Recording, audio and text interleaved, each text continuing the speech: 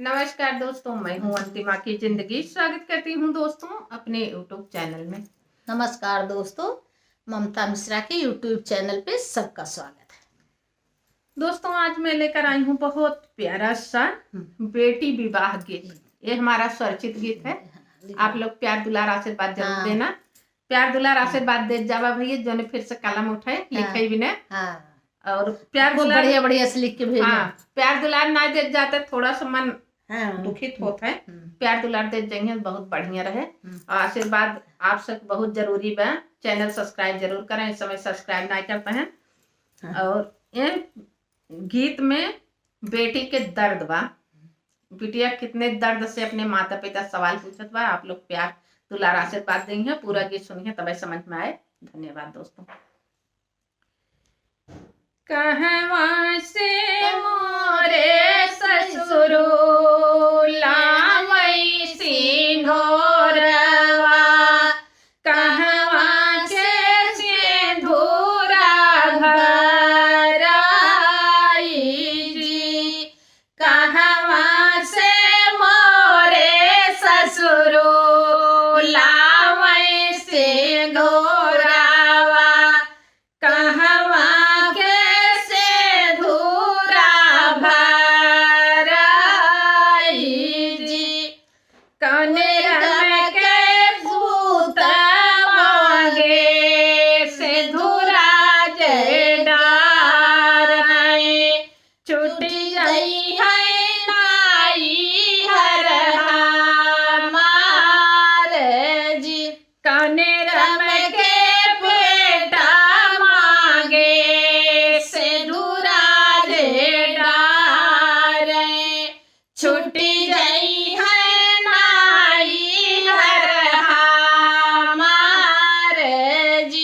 विंध्याचल से मोरे ससुरो लाए सिंधोरवा, ओही कैसे धूरा भराई जी, विंध्याचल से मोरे ससुरो लाए सिंधोरवा,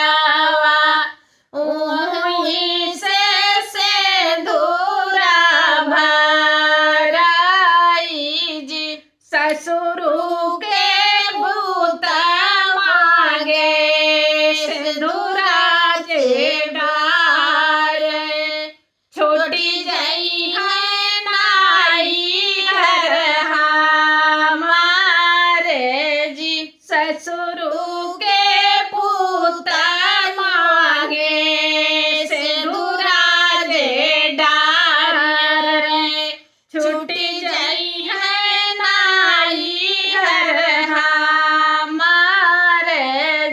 माई मोरी झूठी है भरल अंगनावा, बहिनियों के जोड़ा छूटी जाए जी, बहिनियों के जोड़ा छूटी जाए जी, डोली पीछे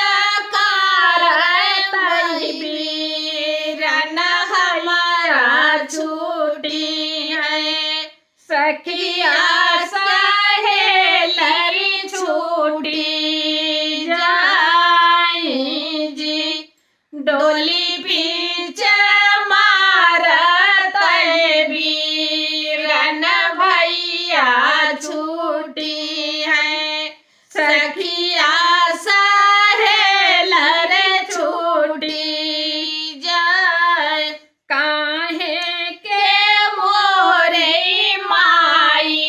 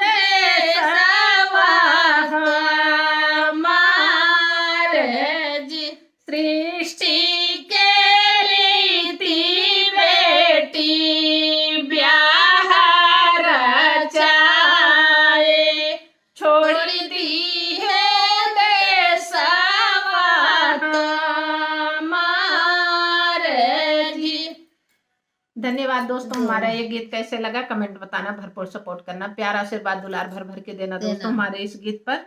ये हमारा स्वरचित गीत है, आप लोग प्यार दुलार देंगे तो मैं फिर से लिखूंगी। धन्यवाद दोस्तों। हाँ, बहुत प्यारा बहुत सुंदर गीत है।